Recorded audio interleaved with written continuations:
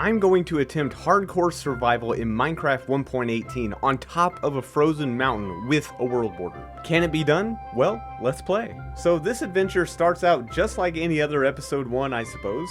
I fell in some powdered snow and almost died. I almost broke my fist while punching trees and somehow was able to turn logs into planks and sticks using my hands, however that works. About 30 seconds after getting my first pickaxe, I decided to upgrade. Sorry, wood pickaxe, but I'm not the sentimental type. Then I tried to make some bacon, but all I got was pork chops. While I was trying to decide whether or not to kill these sheep for a bed, or save them for later, I spotted an igloo. This was perfect! Not only was I going to get villagers, but now I could get a bed. So my goal for this series is actually pretty simple. 1, we need to survive. The second thing is we need to utilize every bit of resources that we possibly can in this world because our world is only 200 by 200 wide. The third thing that I want to do is each episode make a farm that's new, unique, and also enjoyable or funny. So after I got down here with villagers, I actually had a pretty smart idea, which actually I think it's what Minecraft intended for you to do. It's probably what the sign's for. But I decided to infect both villagers. This would give me 2 really good villagers to trade with so I could get a bunch of emeralds and hopefully a bunch of gear. Because I realized that diamonds were not going to be unlimited in this world, so I needed to be able to use the villagers to get all my diamond tools and my gear. Ooh, cactus! So I decided to make my starter base here with the villagers, and then I proceeded to go outside to plant some more trees so I could get some apples. Because I only had 1 golden apple and I needed 2 to cure the villagers. So while I waited, I found lots of iron and coal.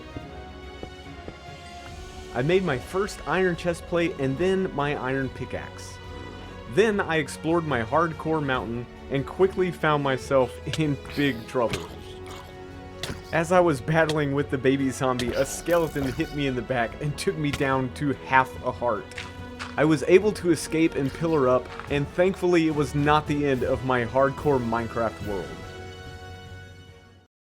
So I then realized that I was definitely going to have to find resources a little bit safer, so I went back home and I started to dig a strip mine. On the way down, I found my first diamonds, then I found some redstone, and I also found some gold. So I took that gold back home, I made a golden apple, now I had 2 golden apples to cure the villagers. So I cured both villagers. I made one of them a Fletcher, so I could get a lot of emeralds very easy. And then I made the other one an armorer so I could get diamond armor. And then after about an hour and a half of actual gameplay time, I got a full set of enchanted diamond armor. This was like a world record for me. The next thing I did was make a nether portal. I made a villager breeder. Then I made an iron farm.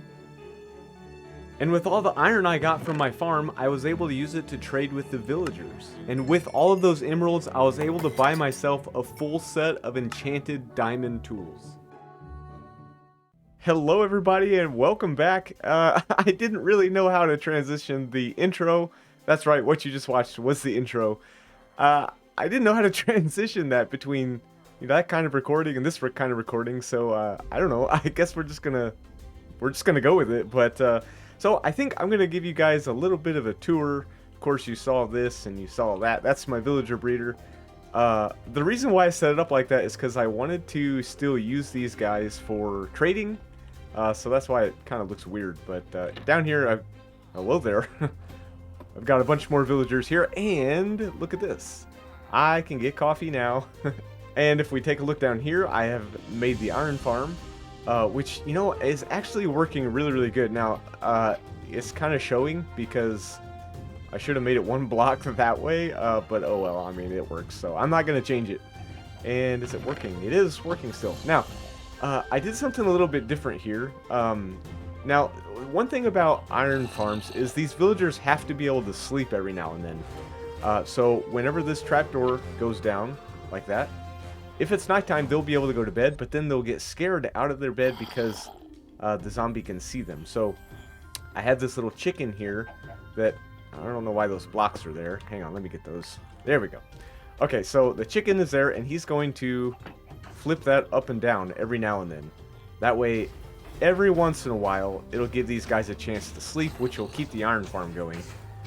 So yeah, some cheap redstone over there. And as you can probably hear, there's an iron golem dying up there. So there we go. Yeah, it's working nicely. And of course we have our strip mine down there. Oh, and down here, I even found a skeleton spawner, which is going to be fantastic for getting a bunch of bone meal, and of course the levels that we're going to need. And I have a really fun idea for a farm for this, but I'm not going to do that today. That's going to be for another day. Okay, so if we head outside, I'm going to show you guys what we've got going on out here. And it's nothing much. We've got a cow crusher over there. We got some chickens, and we got some sheep down there in that hole.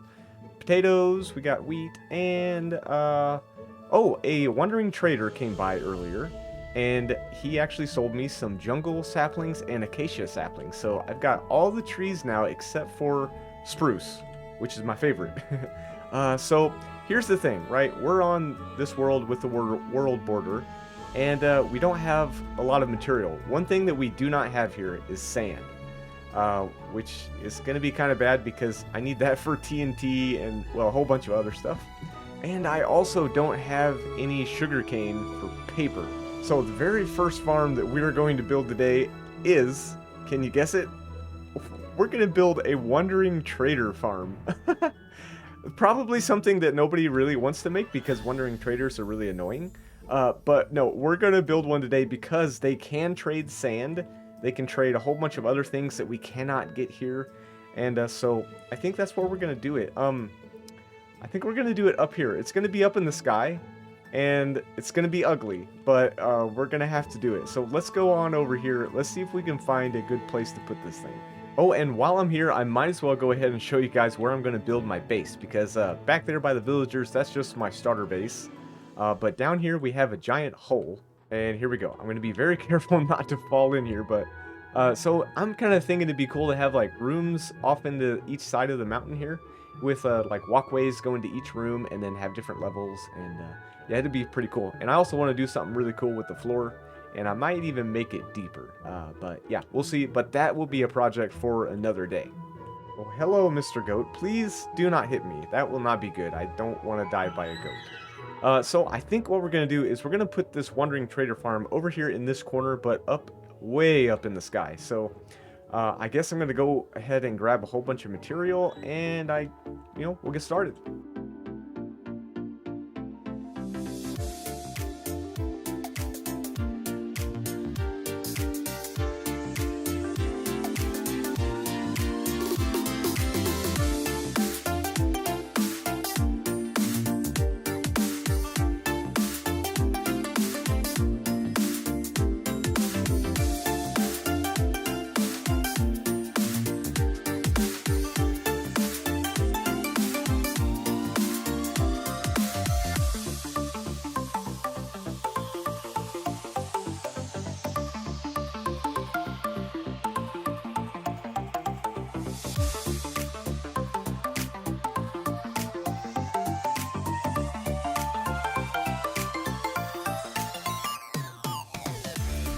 Alright, I'm all finished. Now, this is not tested. I've not made this thing in a creative world or anything like that, so I have no idea if this is really going to work or not, but the idea is that the wandering traders are going to spawn up here on this platform, and when they do, they'll be attracted to this bell, and they'll wander over here, and they'll fall down into the water and get pushed into the nether. Now, the reason we want them to be able to go into the nether is so that way more wandering traders can spawn.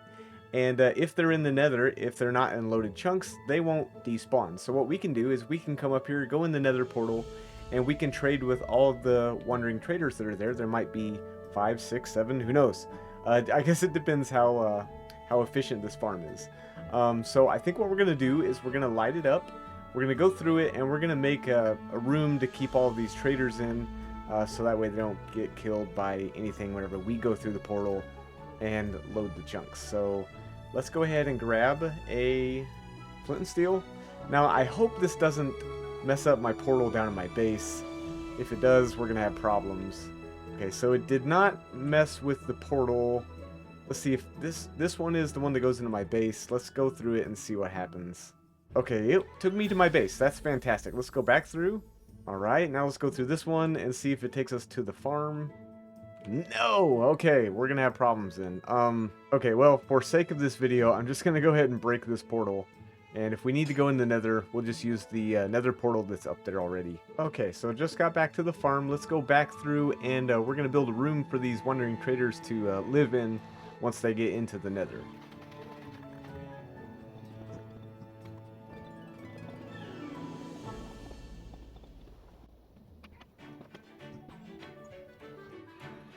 Okay, so we're gonna test this thing out now. I'm gonna go down here in my little AFK room and see if we can get us some wandering traders.